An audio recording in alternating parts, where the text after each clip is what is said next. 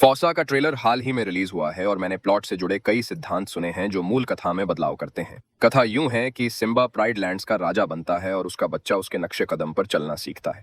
परंतु सबका ध्यान मुफासा पर था। एक थ्योरी का कहना है कि मुफासा को एक बड़ी बाढ़ के समय में घर से दूर किया गया था, जहां वह अपने माता पिता से वियोग होता है और एक छोटे भूरे रंग के हाथ द्वारा बचाया जाता है। ये साफ है कि उसका संरक्षक एक युवा बाघिन था जिसे ताका कहा जाता था, जो बाद में एक चिन्ह प्राप्त करता है।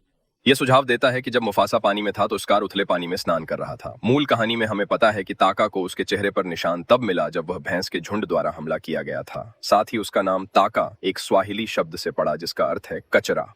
लेकिन इस संस्करण की कहानी में उसका नाम उसके पूर्वज अस्कारी के नाम पर रखा गया था और मुफासा द्वारा उसे सांप के जहर से निशान पड़ जाने की वजह से स्कार उपनाम दिया गया था। अब जब तक बाढ़ नीचे नहीं आई, मुफासा ने अगले कुछ दिन स्कार के मेहमान के रूप में बिताए। लेकिन सवाल यह है कि उसका पिता एक राजसी जिसका बाहरी लोगों से, शेरों के राजा बाहरी जनों के प्रेमी नहीं थे। यद्यपि ताका ने अपने नवीन मित्र के लिए समर्थन दिया था और आखिरकार एक राजसी की पत्नी न्यांडा ने उसे मना लिया कि वह मुफासा को उसके परिवार में वापस जाने तक रहने दे, और उसने ताका के साथ छोटे चूहों का शिकार सीखा, एक राजसी से युद्ध की शिक्षा ग्रहण की और न्यांडा द्वारा अपने बच्चे की भांति प्रेम पाया।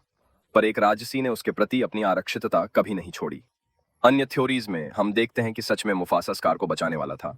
फिर दोनों छोटे शावकों ने साथ में खेल और अन्वेषण किया और एक मजबूत बंधन बना, जो संबंध जिसका अंत में भंग हो जाता है अगर आपने दी लायन किंग देखी हो। बहरहाल समय बीत गया और मुफासा एक प्राइड का अन्य ग्रहण किया गया सदस्य बन गया। लेकिन मुफासा को एक अनाथ की भूमिका में पेश करने से एक मुद्दा है, क्योंकि वह मूल फिल्म में सिम्बा को अपने पूर्वजों की विरासत बताते हैं जो शासक थे, जिससे यह संकेत मिलता है कि वह राजाओं की एक लंबी श्रृंखला से हैं। स्कार भी अहदी का दूसरा पुत्र था जिसके मन में मुफासा के प्रति ईर्ष्या थी। पिता खैर, कहानी का मुख्य हिस्सा तब शुरू होता है जब मुसीबत गर्व में आती है। जब शेरों का एक दुष्ट गिरोह, जो सूखे के कारण अपनी ही धरती से बाहर निकाल दिया गया था, एक होटी की भूमि पर कब्जा करने लगा। तो एक होटी ने बातचीत करने की कोशिश की। यह वादा किया कि अगर दुष्ट उसके साम्राज्य और गर्व की सीमाओं को मान्यता देते हैं तो वे भूमि और जल छिद्र साझा करेंगे। लेकिन उनके नेता को होटी का पूरा राज्य अपने और अपने खूनी बेटों के लिए चाहिए था, और जल्द ही स्पष्ट हो गया कि इस धमाकेदार संघर्ष को केवल सीधे युद्ध से ही सुलझाया जा सकता है।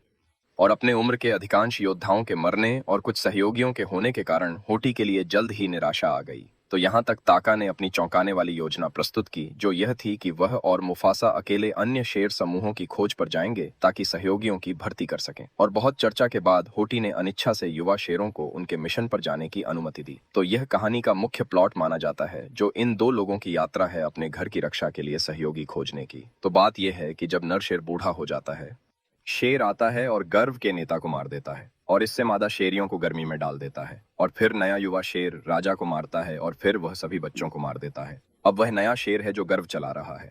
तो निर्माता डॉन हान के अनुसार स्कार को मूल रूप से इस दुष्ट शेर के रूप में चित्रित किया गया था, जो आता है और चीजों में व्यवधान डालता है। इससे पहले कि फिल्म निर्माता शेक्सपियर के हैमलेट में किंग हैमलेट के हत्यारे भाई किंग क्लॉडियस से प्रेरित होते, तो इसका मतलब है कि मूल रूप से उन्हें भाइयों के रूप में चित्रित भी नहीं किया गया था। लेकिन यह सिद्धांत मूल फिल्म में स्कार के खलनायक कृत्यों को देखने के तरीके को जटिल बना सकता है, क्योंकि फिल्म ने उसे बुरे और सत्ता के भूखे के रूप में चित्रित किया था, जो अपने ही भाई और भतीजे को बेरहमी से मारने के लिए तैयार था ताकि सिंहासन चुरा सके।